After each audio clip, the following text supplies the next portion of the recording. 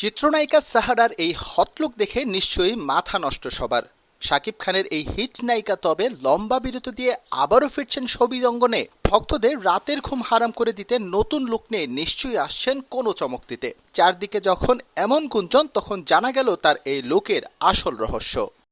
তার আগে ভক্তদের জানিয়ে দিতে চায়, প্রিয়া আমার প্রিয়া সিনেমার এই সাহারার কথা মনে আছে তো? লম্বা চুলে শাকিব খানের ড্যাশিং সেই লুকের কথা নিশ্চয়ই ভুলেননি সাকিবিয়ানরা। ইদানিং তুফানের লুক দেখে যারা বলছেন অস্থির, তাদের জানিয়ে রাখতে চাই 2008 সালের লম্বা গোল্ডেন হেয়ারের হৃদয় হরণ করেছিল বহু তরুণীর হৃদয়।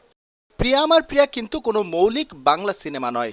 আপনারা যারা কেজিএফ মুভি দেখেছেন, সেই কন্নড়া ইন্ডাস্ট্রির একটি মাস্টারপিস মুভি ছিল আপ্পু।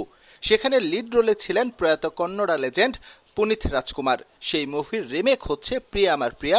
2008 সালে শাকিব খান আর সাহারাকে নিয়ে যা নির্মাণ করেছিলেন পরিচালক বদিউল আলম খোকন। সে সময় বাংলাদেশের বক্স অফিসে আগুন ধরিয়ে দিয়েছিল প্রিয়া আমার প্রিয়া। তবে ঢালিউড ছাড়াও এই মুভি রিমেক হয়েছে আরও 3টি ইন্ডাস্ট্রিতে। তেলেগু ভাষায় ইডিয়ট, তামিল ভাষায় দম এবং কলকাতায় এই মুভি রিমেক করা হয় হিরো নামে, যেখানে মূল চরিত্রে ছিলেন জিৎ। তবে জিতের চাইতে শাকিবের মুভি হিট হয়েছিল বেশি।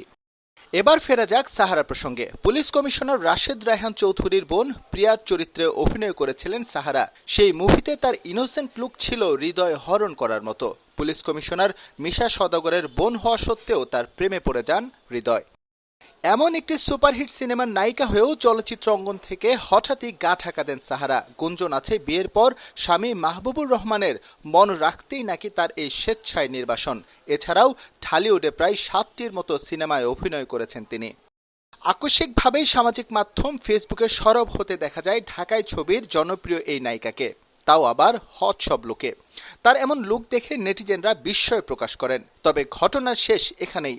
সাহারার আকর্ষণীয় যে ছবিগুলো ফেসবুক থেকে ছড়ানো হচ্ছে তা আসলে ভুয়া, এআই এর কারসাজি। অন্য কারো শরীরে জুড়ে দেওয়া হয়েছে তার মাথা।